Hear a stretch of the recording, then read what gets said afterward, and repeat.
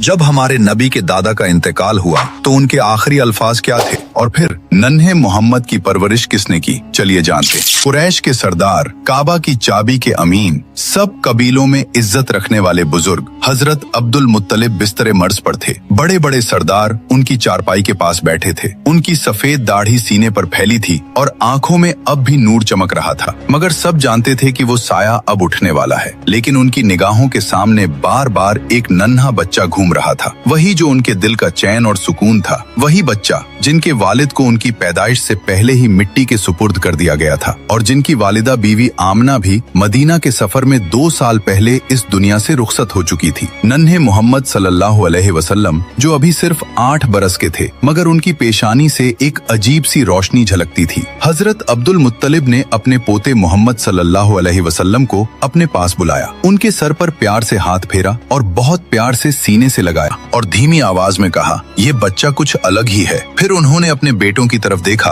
और बोले, मेरी बात ध्यान से सुनो, इस बच्चे की हिफाजत अब तुम्हारी सबसे बड़ी जिम्मेदारी है और मैं ये अमानत अपने बेटे अबू तालिब को सौंपता हूँ। ये सुनते ही हजरत अबू तालिब की आंखों से आंसू बह निकले। वो बहुत ही तंग हाली में जिंदगी गुजारते थे, माल दौलत ज्यादा नहीं थी, मगर दिल बेहद बड़ा था। उन्होंने वालिद से कहा, अब्बा जान आप बेफिक्र रहें, मैं इस बच्चे की हिफाजत अपनी जान से बढ़कर करूंगा। कुछ ही दिनों बाद वो घड़ी आ गई जब मक्का वालों ने एक और बड़ा गम देखा। हजरत अब्दुल मुत्तलिब का इंतकाल हो गया। कुरैश के लोग सदमे में थे, मगर सबसे ज्यादा गमगीन थे नन्हे मोहम्मद सल्लल्लाहु अलैहि वसल्लम। पहले वालदा का इंतकाल हुआ, अब दादा का साया भी उठ गया। आंखों से आंसू बह रहे थे, मगर उनके दिल में एक अजीब सा सब्र था। कोई और बच्चा होता तो रो पड़ता, बिलक पड़ता, मगर आप खामोशी से आसमान की ओर देख रहे थे, जैसे वहीं से दिल को सुकून और तसल्ली मिल रही हो। अल्लाह ताला ने ये दर्द अपने प्यारे नबी सल्लल्लाहु अलैहि वसल्लम को इसलिए दिखाया ताकि आने वाली उम्मत को सब्र और भरोसे का सबक मिले। अबू तालिब ने उस दिन से